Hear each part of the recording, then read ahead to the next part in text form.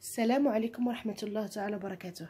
مرحبا بكم في القناة ديالي. هذا أول فيديو غنشاركو معكم، يتمنى ينال إعجابكم ونكون عند حسن الظن ديالكم.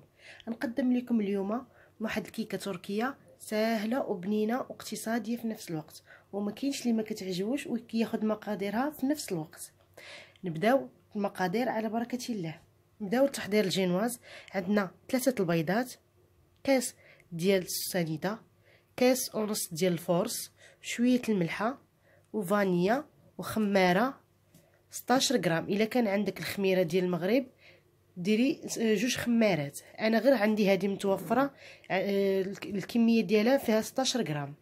دابا نبداو في الجينواز. عندنا نطربوا 3 البيضات،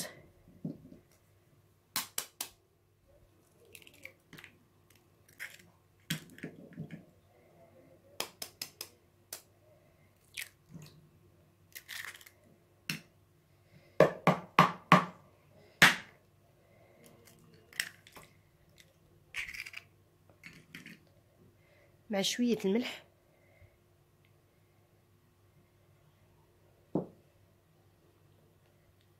كاس ديال السكر،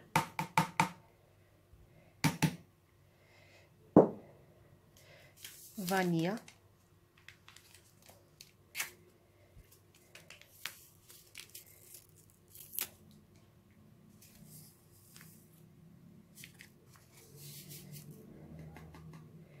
صافي. ونطربو جيدا حتى تضاعف لنا الكميه.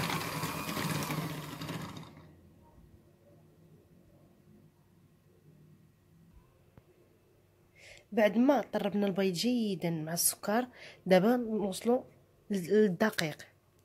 راه المكونات بسيطه، ما فيهاش حتى المقادير بزاف، هي السر ديالها في الكريمه اللي كتجي من الفوق، هذه كتسمى بياض ثلج.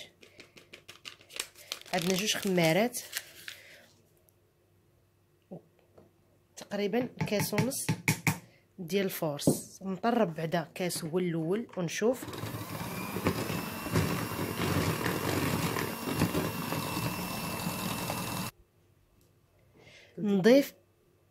نضيف نص الكاس الثاني لان جاتني باقا مرخوفه. نطرب جيدا. بعد ما درت الفورس والخميره هما الاخرين، دابا ها هي الجينواز عندنا جاهزه. دابا غادي نصبها في المول بعد ما دهنته بالزبده ورشيته بالفورس.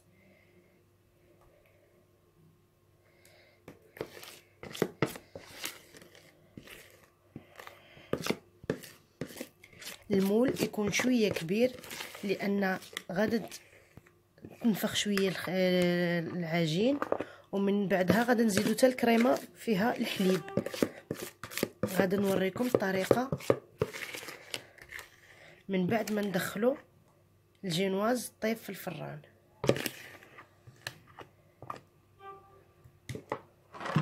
صافي. وندهنو نقادو الجينواز، هي راه كتجي رقيقه.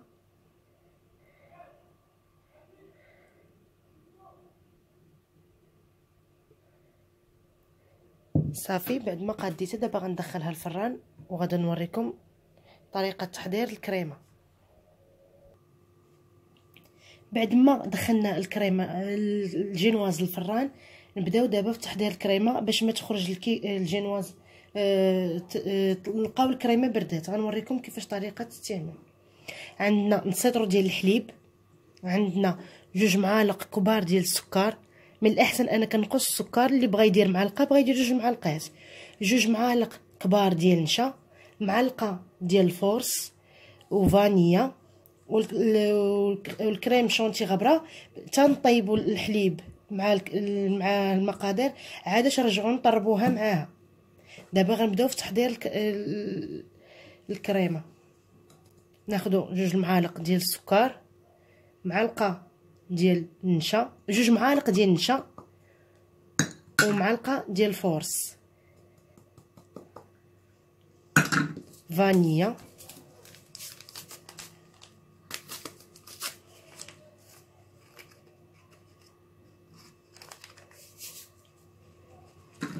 نطربوا جيدا عادش نوضعوها فوق النار.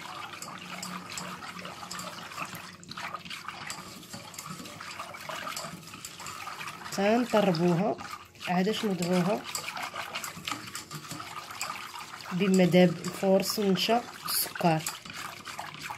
نحطها فوق النار ونوريكم كيفاش غادي تخرج لينا الكريمه. بعد ما عقدت لينا الكريمه كتشوفوا كيف في الفيديو، ها هي دابا ولات جاهزه. غنطفيو عليها فوق النار وغادي نخليوها تتبرد، وغادي نوريكم اش غادي نديرو معاها بالكريم شونتي غبره. نرجعو نطربو بما بردات وانا غنوريكم تتمه الفيديو. بعد ما بردت لينا الكريمه دابا غنضيفو عليها كريم شونتي غبره باكيه. وهذا هو السر ديال هاد الحلوى، هاد السر هاد ديال بياض الثلج هو هاد الكريمه غبره.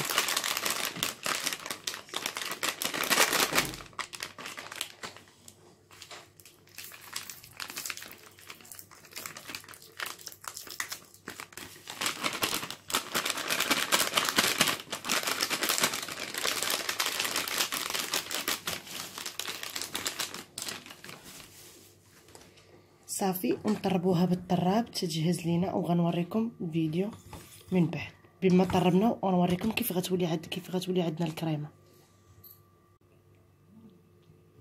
بعد ما هي طربت مزيان تجهزت لينا الكريمه. شوفوا حتى كتصور لينا انها كتبان لنا انها راه جاهزه. دابا نخليوها شويه تبرد ونشوفوا الجينواز. بعد ما طابت لينا انا غادي نجبدها من الفران دابا ونوريكم التتمه.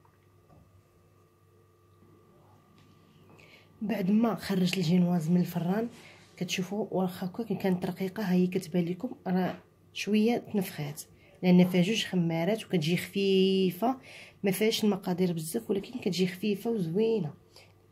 دابا غادي نسقيو من حد باقا سخونه، غادي نسقيو نتقبوها بعدا بعود تكون غير شويه ونسقيوها.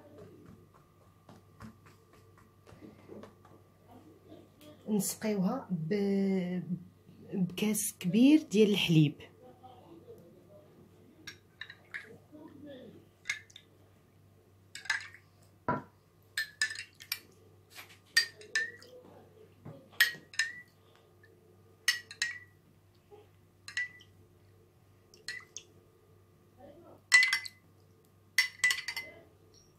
ويكون الحليب بارد باش ما تعجنش لينا الجينواز.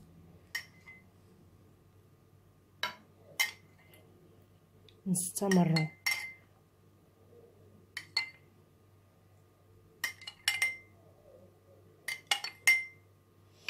عاد كتجي كتعطي ريحتها زوينه بحال ديال المخبازات.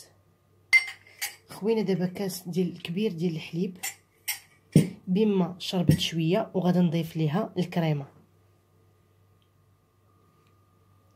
بعد ما شربت الجينواز الحليب دابا غادي نضيف ليها الكريمه اللي طربت قبيله.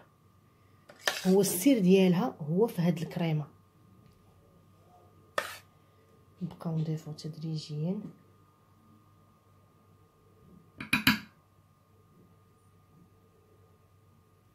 انا غنستمر نصب الكريمه على الجينواز وغادي نوريكم من بعد الشكل كيف في الاخر كيف غادي يكون.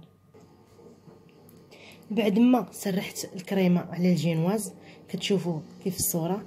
دابا بقى ليا الكوك، نخوي عليها الكوك. وكيف قلت لكم قبيله السر ديالها هو في الكريم شونتي غبره والكوك كيجي مذاق رائع. علاش هي كتسمى ببياض الثلج؟ لان كلشي الابيض لا الكريمه لا الكوك.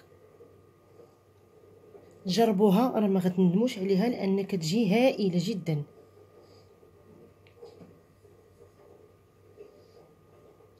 نعمر ندردر عليها مزيان الكوك.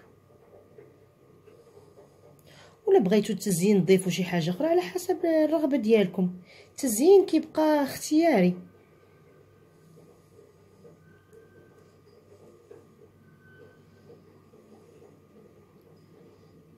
هذه حلوى تركيه 100%.